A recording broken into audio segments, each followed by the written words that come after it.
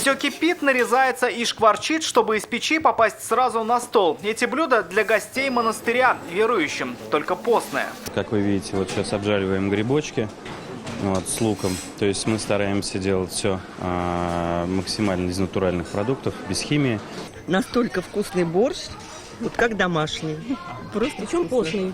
Причем постный, что очень важно. Есть у самого озера прихожане могут 6 дней в неделю. Неважно, летом или, например, осенью от дождей. Крыша, от холодов, идеи. Пока сделали летний вариант, но думаю, что модернизируем до зимнего варианта, потому что в январе, как вы знаете, очень много людей у нас.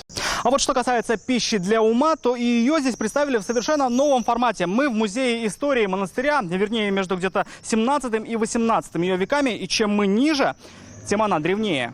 Уникальные артефакты, церковные рукописи, а еще главная святыня – список грузинской иконы Богородицы. Все это предметы 17 века. По задумке они расположились на первом ярусе музея. Здесь находятся 4 яруса, и в музее каждый ярус будет соответствовать своей эпохе. То есть начиная с 17, 18, 19, 20 века, плюс современная история. Пока готов первый этаж. На втором, третьем и четвертом идут работы. Стоит непростая задача – связать их одной винтовой лестницей, тогда прихожане незаметно для себя будут попадать из одной эпохи в другую. Рамиль Шайдуллин, Марат Зайдуллин, ТНВ, Зеленодольский район.